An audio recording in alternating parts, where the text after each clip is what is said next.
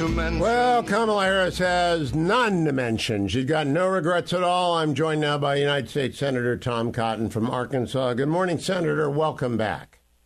Good morning, Hugh. It's good to be back on with you. I had Congressman Waltz on earlier. I know you're worried about the people in Milton's path. Can you explain for me whether or not FEMA has money? Because Secretary Mayorkas said they're out of money, but I thought you just passed a CR. Yeah, so, Hugh, I think FEMA has enough money for now to engage in the vital rescue operations that are unfortunately still going on in the Appalachian Mountains in western North Carolina and eastern Tennessee and northern Georgia. Obviously, when it gets to recovery operations, that's probably going to require some more money. But at the moment, I think they have enough money to probably take us through the election when Congress is back in session. Obviously, Congress will monitor that, and if we need to provide more funds to FEMA before we come back after the election in November, then we can do that.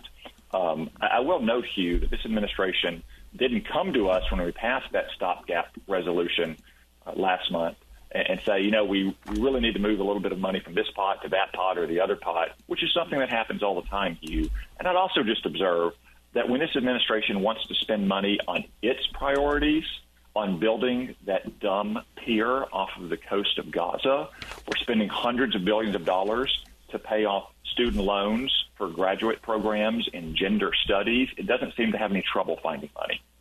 Now, Senator, you've led me to Vice President Harris on The View yesterday. I want to play for people who have been underground or without communication what she said yesterday on The View when Sonny Hostin asked her a very simple question, cut number 2.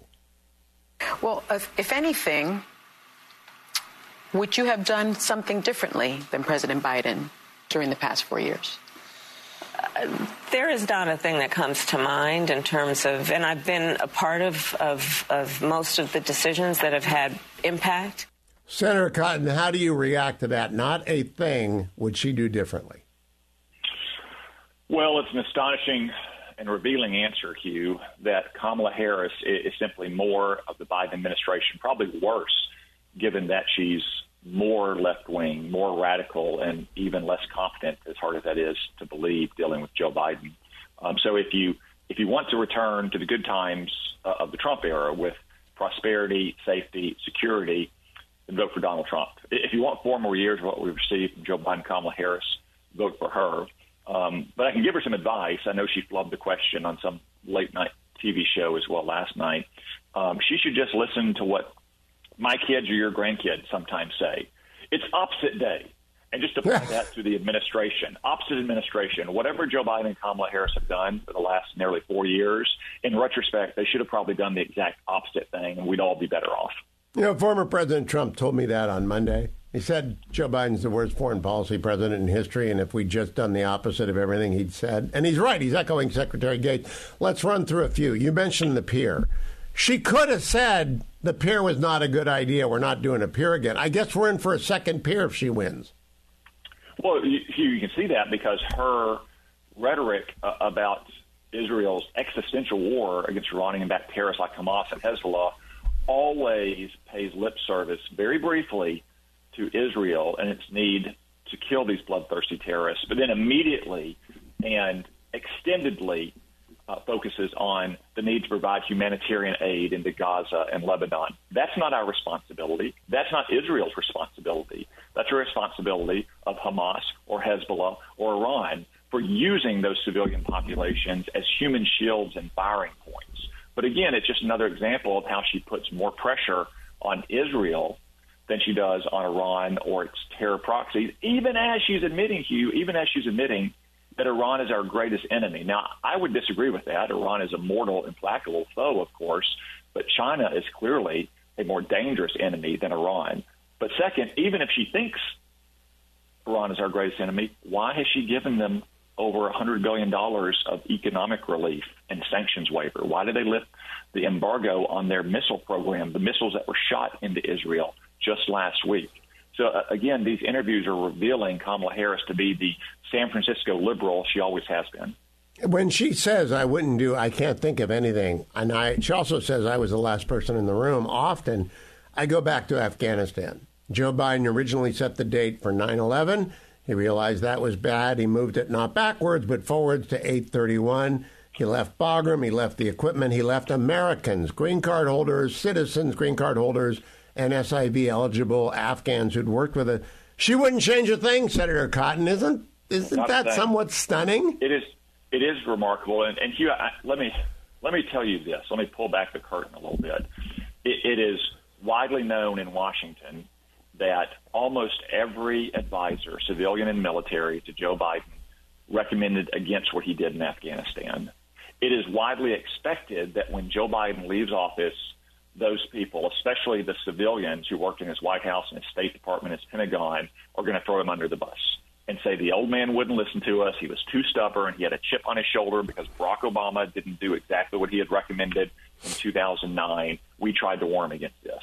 So that is the word on the street in Washington, D.C., among the Democratic foreign policy elite. Yet Kamala Harris alone is still vocally and enthusiastically standing by Joe Biden's disastrous withdrawal from Afghanistan, which ignited so much of the chaos and war we see around the world by telling people like Vladimir Putin or the Ayatollahs that they could walk all over and push around Joe Biden and Kamala Harris. She also did not separate herself, but endorsed President Biden's 100% his Ukraine policy. That includes, of course, when he said a minor incursion wouldn't be so bad, but it includes delaying weapon shipments and putting restrictions on weapon shipments. So I guess more of the same there. Money after money after money, but restricted money so that they cannot win. Yeah, that must be the case, Hugh. Again, Joe Biden and Kamala Harris tempted Vladimir Putin to do what he's always wanted to do, which is reassemble the old Russian Empire, the most important part of which for him is Ukraine. And then after they failed to deter that war, unlike Donald Trump, I have to add, they pussyfooted around for now nearly 3 years, not providing Ukraine what they needed to win. This is consistent, too, by the way, with what they've done in Israel as well. They will not allow our allies to win the wars in which they're engaged. They won't even speak words like victory or win. It's always de-escalate, smooth over tensions. It's hard for a country like Israel, Ukraine to de-escalate when they're being invaded by people that want to wipe them off the map. On Israel, I could name a number of things she could have said. She could have said, I would not allow our UN ambassador to withhold the veto on the Security Council resolution calling for a ceasefire without mentioning the hostages. Joe Biden did that. She's got no problem. The border, of course, 10 to 15 million people across the border, nothing different. China, she could have said, I'd shoot down the spy balloon earlier. She could have said, I'd stand with Jimmy Lai, or I would have brought up the Uyghurs. She can't think of one thing, Senator Cotton. It's remarkable. Yeah, and again, remember, Hugh, how Kamala Harris got this nomination to where she was. She didn't earn it. She was gifted it at the last minute. Now, say what you will about Donald Trump or Barack Obama, George Bush, Bill Clinton. I understand they're not every American's cup of tea. Some Americans are very, very strongly opposed to them from both parties. But all those men earned their nomination. Even the losers in presidential elections, they still earned it. They went through their paces for 18 months of town halls and bus stops in Iowa and debates and interviews. Kamala Harris was gifted this nomination. And what you're seeing now is what happens when someone is gifted a nomination and they don't have the ability, they don't have the conviction to explain to America the direction they want to lead our country. It's not a surprise to anyone who knows Kamala Harris that she cannot handle interviews on, for goodness sakes, The View. The View. She didn't come Senator, on this respect. On Breitbart Radio. It's The View. It's astonishing to me that she can't answer a question on The View. But I want to ask you this. I have been criticized by a washed-up political consultant for saying sometimes she strikes me as she doesn't have a thought in her head. That was the case yesterday. She could not think of one thing. She didn't have a thought in her head. Is this Kamala Harris? Does she have a terrible Biden team that's is it her sister Maya who blew up her presidential campaign? How is she this bad at campaigning? Well, Hugh, let me just stress again, she was gifted this nomination. And at every stage, really, the Democratic establishment has plowed a path to her rise. Willie Brown did it in San Francisco when she ran for DA. The Obama team did it in 2010 when she ran for Attorney General. If you recall, Barack Obama campaigned for her in the fall of 2010 for Attorney General. The race was so close. In California, it'd be like Donald Trump coming to Arkansas to campaign for an Attorney General. We'd love to have him, but it's a pretty red state. Probably not necessary. And then, of course, in 2015 and 2016, as you know, Hugh, the Democratic power structure in both Washington and California plowed her path to replace Barbara Boxer in the Senate. And they continued to for her first 2 years in the Senate to try to set her up to be the presidential nominee in 2020 until she totally bombed in 2019. She didn't even make it to the starting line in Iowa. So Hugh, I would just quote a line that you often like to quote in various contexts from Chariots of Fire. I can't put in what God left out. You're right. It's one of my favorite quotes. I want to close by thanking you for your message when Emmanuel Clase gave up the 3-run dinger. I hope you'll be watching at 3 o'clock today when the Guardians beat the Tigers, Senator, in Detroit. Will you be doing that?